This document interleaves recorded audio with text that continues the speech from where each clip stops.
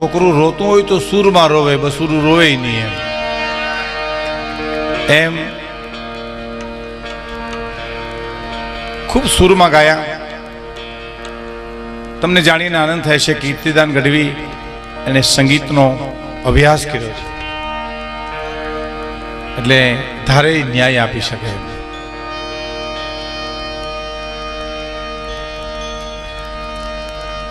કવિ હાલભાઈ જે માની વાત કરી, આપણે ચારણો તો પક્ષપાતી છીએ, માના ઉપાસક છીએ. ભગત બાપુના શબ્દોમાં કેવું હોય તો અંધલમ પટગને નફટ ચોરું બને અન માત જોડે નહીં તોય માયા. એ આખોડ લે કેલમાં બાળને માવડી અન હરનાદ તર જોડમાં જોગ માયા. અંધલંપટ નફટ છોરું બને માત છોડે નહીં તોય માયા. આ ખોડલે ખેલમાં બાળને માવડી આજ તરછોડમાં જોગ માયા.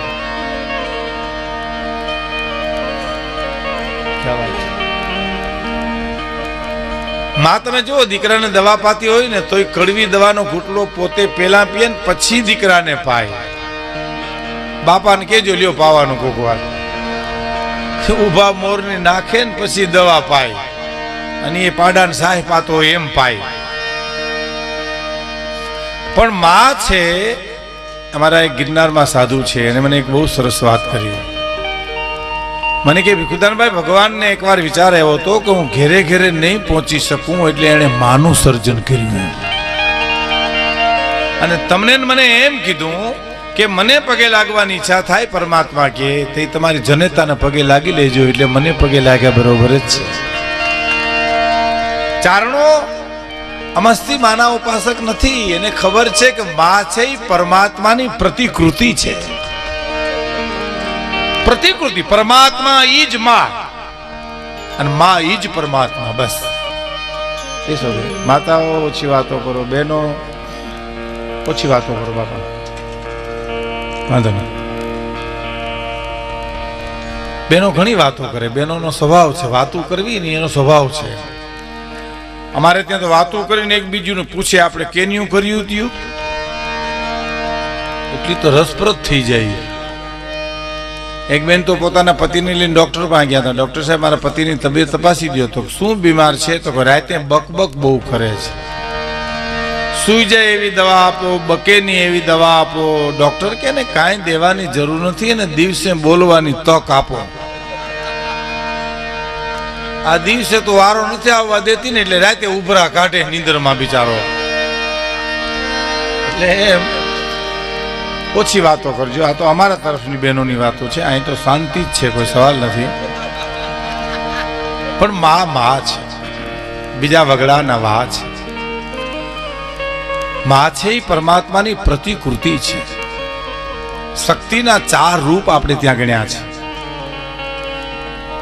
દીકરી, બેન, પત્ની અને માં. મારા સ્વામી સચ્ચિદાનંદ જયારે જુનાગઢ આવ્યા, દંતાલી વાળા, ત્યારે બહુ સરસ વાત કરી. હું ઘણી વાર બધે કહું છું કે તમારા ઘરમાં જો શાંતિ હોય, કારણ કે એ તો સંન્યાસી એટલે ગ્રહસ્થી આપણી જ વાત થાય. તમારા ઘરમાં જો શાંતિ હોય તો આંખું વીચીને એટલું કહી દેજો કે તમારા ઘરમાં કોઈક સ્ત્રી પાત્ર સહન કરતું હોય છે, ને કે શાંતિ શક્ય નથી. કા દીકરી સહન કરે છે, કા માં સહન કરે છે, કા બેન સહન કરે છે, અને કા પત્ની સહન કરે છે. અને ઘરેથી નીકળે ને એ માણસ થાકે, પછી મજૂરે થાકે અને કરોડપતિ એ થાકે. થાકમાં પાછો ફેરફાર ન થયો કઈ. હા, એ તો ટાટા બિરલા વાળા થાકે એટલા જ રેકડી વાળા થાકે, અને રેકડી વાળા થાકે એટલા જ હોયલા થાકે. કારણ કે રણજીતણ કંકણ બંધણ પુત્ર વધાયું સાવ, એતા ટાણા હરખના પછી એમાં કોણ રંક કોણ રાવ લ્યો. આ દુહોયને સાક્ષી પૂરો છે કે કરોડપતિ નો દીકરો પરણતો હોય, અને ઈ દીકરાના બાપને જે આનંદ હોય ને, એટલો જ આનંદ ઝૂંપડામાં રહેતો હોય ને એનો દીકરો પરણતો હોય ને એને આનંદ એટલો જ હોય છે. એ આનંદની માત્રામાં કોઈ ફેર નથી પરમાત્માને. એટલે તો કરુણાનો સાગર કીધો છે કે કરોડપતિ થાકે એટલો જ મજૂર થાકે. અને થાક ઉતરે ક્યારે? ઓલો એના એર કન્ડિશન બંગલામાં વયો જાય એટલે થાક ઉતરી જાય, ઓલો એના ઝૂંપડામાં વયો જાય એટલો જ થાક ઉતરી જાય. પછી એમાંય ફેર નહીં, ઓને વધારે ઉતરે ને ઓછો ઉતરે એવું નહીં કઈ. હા, આ બહુ નરી વાસ્તવિક વાતો આપને સામે હું કરી રહ્યો છું કે ઘરેથી નીકળે એ થાકે, ઘરે આવે એટલે થાક ઉતરી જાય, પણ ઘીરે થાકે એનો થાક દુનિયામાં ક્યાંય ન ઉતરે. પછી ઘરે થાકે માણસ, પછી વાત પૂરી થઈ ગઈ. એટલે આપણે ત્યાં ગ્રસ્તાશ્રમને શણગારવાની વાત આવી છે. સંન્યાસ આશ્રમ છે એમ જ ગ્રસ્તાશ્રમ છે સંસારીઓનો, એનો પરિવાર, એની માતા પિતા, પત્ની, પરિવાર, એની સાથે એટલો જ એને લગાવ જોઈએ. આપણે ત્યાં ઋષિ પત્નીઓના ઉલ્લેખ છે. આપણે ત્યાં ઋષિઓ ઘણા ગ્રસ્તીઓ હતા. એટલે એ જે સુખ દુઃખ જે છે, બહુ સરસ વાત કરી આપણે હે જગજનની માં કે હોય ભલે દુઃખ મેરું સરીખું, રંજી એનો ના મને થાવા દેજે, પણ રજ સરીખું દુઃખ જોઈ બીજાનું, રોવાને બે આંસુ દેજે. હે જગજનની, હે જગદંબા, માત ભવાની શરણે લેજે. હવે મેં એક કડી આવી હતી, તમને ખબર હોય તો, કે શક્તિ દે, ભક્તિ દે, આ દુનિયાના દુખડા સહેવાની. બોલો, હવે સંસારમાં આપણે આવ્યા એટલે દુઃખ આવ્યું અને આવ્યું. કોઈ એમ કે દુઃખ નહીં આવે વાતમાં માલ નથી. રામ માણસ બનીને આવે તોય આવે, કૃષ્ણ માણસ બનીને આવે તોય આવે, શિવ માણસ બનીને આવે તોય દુઃખ આવે ને આવે. તડકો ને છાંયો, બસ એ આવવાનું છે. ફેર એટલો છે કે એને જોયા કરો કે આ વાદળું આવ્યું, આ દુઃખ આવ્યું, આ સુખ આવ્યું. એટલે આ સંતો મહંતો એમ કહે છે કે હર ભજવું, હક બોલવું, દોનો બાતા વલ, ઈ નરને ઉતરે ની કદી આઠો પર અમલ. એને હરવાની અંદરથી આવે. આ સંતોને જે આનંદ આવે છે, સાધનાનો આનંદ અંદરથી આવે, બહારથી નો આવે. એટલે મારા હિંગોળદાનભાઈ નરેલા લખે છે કે સુખ દુઃખ ની બે કેડી પકડી, આગળ વધતા જાવું છે મારે, આગળ વધતા. સુખ દુઃખ ની બે કેડી પકડી, આગળ વધતા જાવું છે મારે, આગળ વધતા.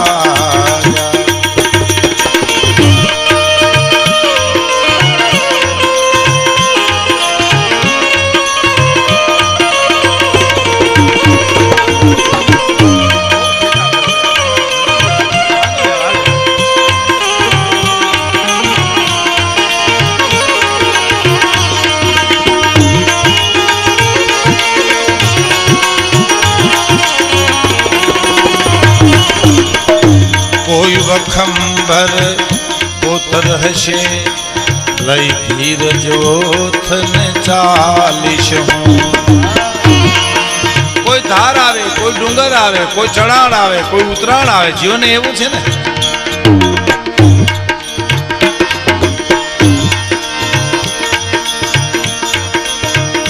હિંસક પ્રાણીની પ્રાણ હશે તો અહિંસક શસ્ત્ર ઉપાડીશ હું.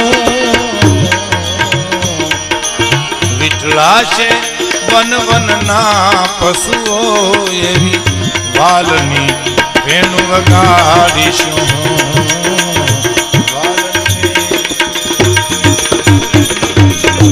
નજીક આવી જાઓ, નજીક આવી જાઓ. ત્યાં સુધી મજા નહીં આવે. આવો આવો, હા ત્યાં સુધી આવી જાઓ. બસ સુખ દુઃખની બે કેડી પકડી મારે આગળ વધતા જાવું છે. આ બહુ સરસ વાત છે. એટલે આપણે કહું છું, હસવાની વાત તો હું તમને કરું, આનંદ આવે ત્યાં સુધી આપણે વાતો કરીએ. હાસ્યરસ છે ને એ ડાયવર્ઝન છે, એને હાઈવે નો કરી નાખાય. તમારે શાક બનાવવું હોય તો એમાં ચટણી, હળદર, મીઠું નાખવા જોઈએ, નકર શાક કેવી રીતે થાય? પણ એની મર્યાદા છે. 1 કિલા રીંગણા, ભાઈ અડધા કિલા રીંગણાના શાકમાં કિલો મીઠું ન નખાય. તો મીઠાનું શાક કરીને મેલિકો રીંગણા નાખ્યા એમ લાગે આપણને. ડાયવર્ઝન રહેવું જોઈએ. હાસ્યરસ જરૂરી છે જીવનમાં, પણ એ મર્યાદા છે. સંતોની હાજરી છે. માતાઓ, બહેનો, દીકરીઓ, વડીલો, મુરબીઓ બેઠા છે, તો જીવતરની એકાદી વાત જો આપણા જીવનમાં મળી જાય ને તો આપણો ફેરો સફળ થઈ જાય. નાની નાની વાતો પણ બહુ સારી હોય. એક જણાને એટલું કીધું હતું કે તમે સમજદાર છો, ઓઈલો કે હા, તો તમે દુખી હશો. સમજે દુખી હોય, નો સમજે ને શું લેવા, નાથ મોરડો કાઢ નાખ્યો ને શું વાંધો. જે સમજે છે એના માટે કાંઈક મર્યાદા છે. દાખલા તરીકે હું આપને પ્રસંગ કહું કે રાવણ કોઈ પણ વેશ પલટો કરી અને સીતાનું હરણ કરી શકે. બોલો, કારણ કે રાક્ષસ છે, એ સાધુ બની શકે, ગમે વેશ લે, બ્રાહ્મણનો વેશ લઈ શકે, કોઈ પણ વેશ પલટો કરી અને સીતાનું હરણ રાવણ કરી શકે. ધરતી ઉપરથી હાલી શકે, ઉડીને આવી શકે, ભૂગર્ભમાંથી જઈ શકે. પણ રામને જો લંકામાં જવું હોય ને તો એને પાળ જ બાંધવી પડે, અને કોઈ પણ રસ્તેથી હલાય નહીં, કારણ કે રઘુકુળનું સંતાન છે. પોતાના પર્યા તણા નેવલ પગમાં ન હોય ઈ કુણ હીણા ને કોઈ કાઉ ઠબકો કલ્યાણ મલભાઈ. જેની પાસે કઈ સમજણ છે, સમજણની મૂડી છે જેની પાસે, એના માટે શું કરવું શું ન કરવું એના બંધનો